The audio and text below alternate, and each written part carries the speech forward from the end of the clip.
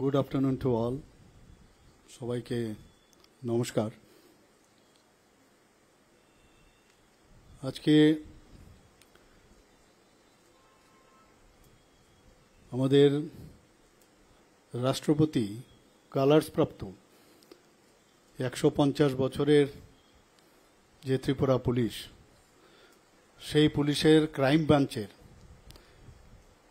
সাথে যুক্ত হয়ে আজকের যে সাইবার ক্রাইম পুলিশ স্টেশন, তার যে উদ্বোধন একটু আগে আমরা করলাম, সেই উদ্বোধনী অনুষ্ঠানে আমাদের মাঝে উপস্থিত আছেন সম্মানিত শ্রী অনুরাগ জি, ডিজিপি। উনি গতকালও আমার কাছে গিয়েছিলেন। আমার আরেকটা প্রোগ্রাম আজকে ধলাই ডিস্ট্রিক্টে ছিল, তো সেটাকে আমি পিছিয়ে আগামীকাল করেছি, এবং একটু আগে সকালেও আরেকটা প্রোগ্রাম ছিল, সেখান থেকে একটু দেরি হয়ে গেল, প্রায় হাফ এন আওয়ার। আমি চেষ্টা করি ঠিক সময়ে পৌঁছবার জন্য। এবং আজকে এখানে উপস্থিত আছেন আমাদের হোম সেক্রেটারি সম্মানিত শ্রী অভিষেক সিং মহোদয়, এখানে উপস্থিত এডিজিপি ট্রেনিং শ্রী এম রাজা মোরাগান, তাছাড়া সম্মানিত ADGP armed police Shri GS Rao মহোদয়, এবং মঞ্চের সম্মুখে আমার সামনে যারা উপস্থিত আছেন তার মধ্যে আমাদের প্রাক্তন আইজিপি শ্রী বি কে রায় মহোদয় শুদ্ধ, এখানে আমাদের সম্মানিত কর্পোরেটররা উপস্থিত আছেন, সিনিয়র অফিসার্স থেকে শুরু করে ডিএমএন কালেক্টর ওয়েস্ট ডিস্ট্রিক্টের এখানে উপস্থিত আছেন, এবং অন্যান্য যারা ডিস্টিংগুইশড গেস্টস এবং এই অত্র এলাকার যারা গুণীজনেরা এখানে উপস্থিত আছেন, এবং আমার প্রিয় সাংবাদিক বন্ধুরা, সবাইকে আমি হার্দিক অভিনন্দন ও শুভেচ্ছা জানাচ্ছি।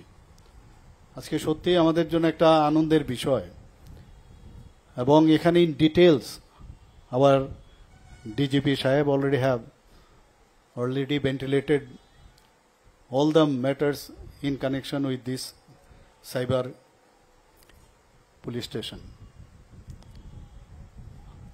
আমরা যখন মাননীয় প্রধানমন্ত্রীজি যখন বললেন যে ডিজিটাল অ্যারেস্ট, তখন কিন্তু আমরাও বুঝতে পারছিলাম না ডিজিটাল অ্যারেস্টটা কিভাবে হবে। পরবর্তী সময়ে যখন জানকারি নিলাম, সেখানে দেখা গেল ডিজিপি সাহেব বলেছেন যে অর্থাৎ যেভাবে সভ্যতার অগ্রগতির সাথে সাথে সায়েন্সের যে ডেভেলপ, বিজ্ঞানের অগ্রগতির সাথে সাথে এখন যে ডিজিটাল যুগে যেভাবে ক্রাইম শুরু হয়েছে, এবং যে যে বিষয়ের উপর কম্পিউটার বা মোবাইল হোক বা কম্পিউটার বেসড অত্যাধুনিক যেসব আমাদের এখন মেকানিজম আছে, সেখান থেকে কেউ যদি কোনো জায়গায় ক্রাইম করে সেটাকে বন্ধ করার যে ব্যবস্থা, সেটা হচ্ছে ডিজিটাল অ্যারেস্ট। আমাদের ত্রিপুরাতে প্রায়শ আমরা যেটা দেখি, যখনই এই ধরনের ফ্রডুলেন্ট ওয়ার্ক হয়, ফ্রড হয়, এখন ত্রিপুরাতে আপনারা আছেন, এখানে তো ত্রিপুরা না, পৃথিবীর যে কোনো জায়গা থেকে এই ধরনের ফ্রড অ্যাক্টিভিটি, ক্রাইম করতেই পারে। এবং তারা কিন্তু আমরা দেখি যে এই ইন্টারনেটের মাধ্যমে, যেটা ডিজিপি সাহেব বললেন, যখনই আপনি ইন্টারনেট ওপেন করলেন, আর আমাদের মোবাইল তো সবসময় ইন্টারনেট ওপেনই থাকে, কম্পিউটারে অনেক সময় আমাদের যখন ওপেন করি ঠিক আছে, কিন্তু আদারওয়াইজ এগুলোতে ওপেন করার সাথে সাথে সারা পৃথিবীর সাথে আপনি যুক্ত হয়ে গেলেন। এবং এমন একটা মাধ্যম যেখানে যা খুশি করা যায়। ক্রাইম যারা করে তাদের মধ্যে আমি যতটুকু বুঝি, তারা কিন্তু অন্ধকারের লোক। যেখানে অন্ধকার আছে সেখানেই দেখবেন, আমরাও যারা এখানে পুলিশে যারা আছেন, রাতের অন্ধকারে যত ক্রাইম হয়, যেখানে অন্ধকার বেশি, এর জন্যই তো আমরা লাইট দিই। অন্ধকার যুগের লোক ওরা জানে ফিজিক্যালি তাদেরকে they can't B caught hold, তো এই জায়গায় তারা এই ক্রাইমটা করার যে সহজলভ্য যে মানসিক যে চিন্তাধারা সেটা তাদের মধ্যে চলে আসে,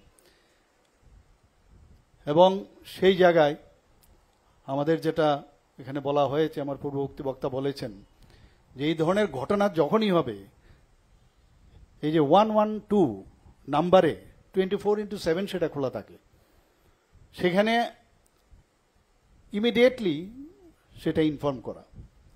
অনেকে ওটিপি চায়, আপনার ওটিপি টাকা পাঠান। অনেকে ব্যাংকের হঠাৎ করে বলে, আরে আপনার ব্যাংকের অনেক দিন ধরে আপডেট হচ্ছে না, আপনি তাড়াতাড়ি পাঠান, এটাকে আপডেট করতে হবে, আদারওয়াইজ আপনার যে অ্যাকাউন্টটা সেটা বন্ধ হয়ে যাবে। অনেকে আছে ভালো ভালো শিক্ষিত লোক,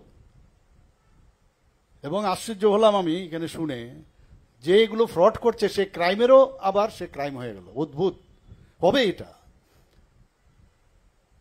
এবং এটা একটা বিপজ্জনক অবস্থা হয়ে গেছে এখন আমাদের জন্য। এবং আমাদের যে পুলিশিং ব্যবস্থা সেটাকে আমাদের খুবই শক্তিশালী করতে হবে। ফিজিক্যালি ঠিক আছে আমরা করলাম, কিন্তু এ তো একদম মানে স্পেসের সাথে আপনার যুদ্ধ, মারাত্মক একটা অবস্থা এখন। আমরা তো মনে করি যে এইভাবেই চলবে, কিন্তু যত বেশি সুযোগ সুবিধা আসবে, ধরে নিন যে সেই সুবিধার মধ্যে বাধা দেওয়ার জন্য বহু লোক বসে আছে। এবং আজকে আমার খুব ভালো লাগলো এই অনুষ্ঠানে এসে, এবং যখন ইনগ্রেশন করলাম, এসপি যে সাইবার ক্রাইমের এসপি র্যাঙ্কের সর্বোচ্চ পদে এখানে আছেন, ডেপুটি এসপিও আছে, এবং সেটাকে করার জন্য কোন কোন ধরনের অফিসাররা থাকবেন তারও কিন্তু তার একটা গাইডলাইন্স আছে। আমার কাছে প্রায়শ এই ধরনের যাদের, কারণ ট্রেনিং ইজ ভেরি ইম্পর্টেন্ট। আমি এখানে পুলিশিংয়ে আছি, আমি অনেক দিন ধরে পুলিশে আছি আমি, কিন্তু থানা পর্যায়ে তো ফিজিক্যালি আমরা ছিলাম সেখানে, কিন্তু তার জন্য ট্রেনিং খুব ইম্পর্টেন্ট। তা আমি যখন ফাইলে সই করি যে মুখ জায়গায় তার ট্রেনিংয়ে যেতে হবে, তো আমি জিজ্ঞেস করি কি ট্রেনিং। তো এর মধ্যে এই সাইবার ক্রাইমের জন্য তাদের ট্রেনিংয়ের জন্য অনেক অফিসারদেরকে আমরা পাঠিয়েছি। তা আমি জিজ্ঞেস করেছি ফিডব্যাক লাগবে আমার, গেল এরপরে খবর পেলাম না কি, মানে আমারও তো জানার ইচ্ছে যে কি কি শিখে এসছে। তো এটা দেখলাম এখন প্রায়শ আমার কাছে ফিডব্যাক আমার কাছে আসে, মাঝে মাঝে এক দুটো স্যাম্পল আকারে আমি পড়ে নিই একটু ঠিক আছে কিনা, otherwise very difficult to read out all the details. কারণ এটা যদি থাকে তাহলে যে আমার যখন ট্রেনিংয়ে যাবে, ট্রেনিংয়ের জন্য আসা, চাকরির কারণে আমার আসা, এটা যেন না হয় যে আমার গিয়ে ফিডব্যাক দিতে হবে, তাহলে কনসেন্ট্রেশনটা তার স্ট্রং থাকবে। সেই কারণে এই ব্যবস্থা আমরা নিয়েছি এখানে। আমি তো মাঝে মাঝে সব জায়গায় বলি যে মোবাইল এখন তো মানে AK-47 তো ডেঞ্জারাস হয়ে গেছে। AK-47 তো গুলি মারলে 8-10টা লোক মারবে, এ তো সাংঘাতিক অবস্থা। মানে একটা লোককে কোন জায়গায় নিয়ে যেতে পারে, ওর ফ্যামিলির কি অবস্থা হয়ে যাবে, আমরা এই বছর এইগুলো আমরা জেনেছি, এবং আমরা খুব চিন্তিত এই বিষয়গুলো। এখানে হেল্পলাইন আরেকটা নাম্বার আছে অল ইন্ডিয়া বেসে, if I am not wrong, 1930 আমার কাছে যে দেওয়া হয়েছে ডাটা, সেটা government of India national cyber helpline number 1930। দুটোর মধ্যে আপনারা দিতে পারেন। 112 আমি জানি না, এটা হয়তো বা কারেকশনের বা যদি না হয়ে থাকে তো সেটা আপনারা দেখবেন। এতদিন ধরে পুলিশ কিন্তু যারা স্টেশনে থাকেন বা যারা অফিসে থাকেন, শুধু রাস্তায় নেবে পুলিশিং ব্যবস্থা, এখন কিন্তু যে অবস্থা হয়েছে যে ছায়ার সাথে আপনার যুদ্ধ করতে হবে। তো এর জন্য আপনার যে টেকনিক্যাল নো হাও সেটাকে জানা খুবই দরকার। আর মানুষের একটা আস্থার বিষয় আছে, আমরা দেখি খুব অসহায় হয়ে যায় যখন হঠাৎ করে বলে। আর ওরা এমনও হয়েছে বহু লোক হঠাৎ করে ঘুমিয়ে আছে, একটা ফোন গেল, সে কিন্তু তখনও মানে ফোনটা আসার পর এমনভাবে বলবে যে আপনার ওটিপিটা দিন, আপনার যে ব্যাংকের অ্যাকাউন্টের নাম্বার দিন। তো ও প্রকৃতস্থ হওয়ার আগেই কিন্তু ওই কাজটা করে। তো তাড়াতাড়ি দৌড়ে টোড়ে গিয়ে আমরা আলমারির থেকে সেই ফোন নাম্বার আমাদের অ্যাকাউন্ট নাম্বার বলে দিই, পরবর্তী সময়ে যখন প্রবলেম হয়, দেখা ওর টাকাই হাওয়া হয়ে গেল, তখন কিন্তু সে এদিক সেদিক দৌড়ায়। যেগুলো এর জন্য অ্যাওয়ারনেসের খুব প্রয়োজন, আমাদের এই বিষয়গুলো দেখা দরকার।